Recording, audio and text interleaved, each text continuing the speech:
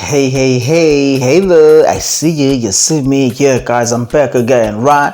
Mr. GGP Court Kevin Butilizi. If you don't know me and you're watching this video for the first time on my channel, I'm Court Kevin Butilizi, and please don't forget to subscribe on my channel, right? To just keep on watching more videos. And if you like this one that I'm gonna be talking about, you just give it a thumbs up, alright? So now this part of my video is part 2 of part 1, where I'm talking about a musical manager. So yeah, in this video I'm gonna be talking about how to find a manager, a musical manager. All right, I know that music is just business as well, just like any other business, and people just treat it like it's a hobby. You know, if you're treating music like it's a hobby, you're not gonna make any money and you're not gonna get any work. People are gonna steal your work, and when they steal your work, they're gonna be rich because of your work, and they're gonna make a lot of money because of your work, because you treating yourself like, you know, like it's nothing. You know, the talent that you have to take it more serious, because it's a product and you can sell it and you can make money and you can become a millionaire because of your gift. You understand what I mean?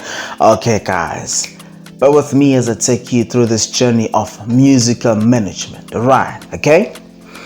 A real management company will expect you to either sign written agreement, contract, or at least specifically negotiate the terms of the relationship, and will expect you to run your band as a professional musical enterprise. If you're considering a manager who does not require these things, you should investigate further before making an agreement of any sort. Okay, you should also inquire with other local bands or any connections you have with the local venues to see what kind of a reputation your prospective manager and management company have in the area. Okay, because you don't want to associate yourself with someone who's got a bad reputation, someone who's got a bad name, someone who's not good with their work. You just want someone that's legit, someone that's got a good name, someone who everybody wanna work with. Then that's a good name, good reputation. Then you got yourself a good manager. Okay, ask any management company who approaches you for a deal for references to other bands they manage. Okay, and then check those references. While other bands' dissatisfaction with the manager does not mean anything by itself, you can gain valuable information by knowing what they were unhappy with the company. Did they just have legitimate creative differences, or was the manager doing drugs at the band shows? Managers with a less than professional approach can be a problem if you're working with a small local management company. Okay? Do you understand what I mean? That's what I'm talking about. That's if you're looking for a manager, those are the things that you must look for. I hope you understand. Okay? So you need to know who actually manages you. You need to know the guy that's managing your music, because if you're just gonna hook up yourself with anybody, you can find yourself in a ditch, you can find yourself in a pit, and then it's not going to be easy to come out once you're in that pit. So you have to find out early as possible before you sign that agreement, you see. So if someone just want to work with you and say, hey man, I love your music, you're good, you know, you got yourself a manager, let's do this thing, without any form of a legal agreement, you know, you're gonna have problems as time goes by. And then when it comes to finances, let's say you're just getting gigs after gigs and everybody want to work with you because they love your music, and now this manager is doing some wrong stuff with you, and then you have disagreements, like a lot of arguments, because there's no legal agreement. So you need to sign a contract that says when push comes to shove, like there's something that happens, you need to go back to now what's written down and say, hey, remember, this was our agreement. What you're doing now is not on. You understand? So if you don't have an agreement, then what you're going to be talking about then? Let me take you further. All right. If you're dealing with a company as opposed to a single individual, you also want to have a clear understanding of who will actually be doing day-to-day managing of your band.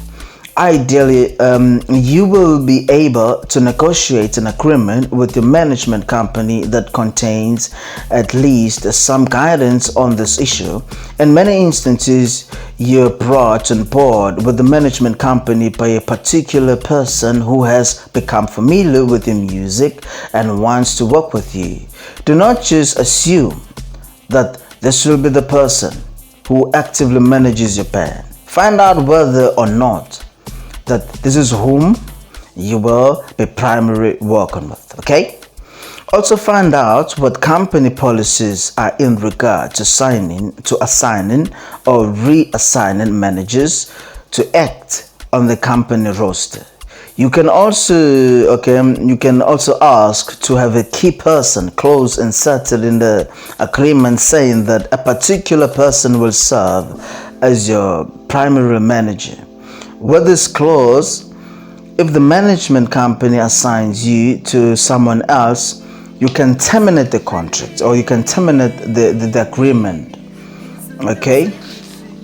The management agreement. That's what I'm talking about. Of course, the larger the management company, the less likely they are to agree to such a provision. Okay, you also want to ask during the negotiation phase how many other bands with which your manager will be working with. If the person you're expecting to manage your career is also personally responsible for 50 other acts, you need to determine how much time or attention your band will be getting from that manager and how much support stuff is available.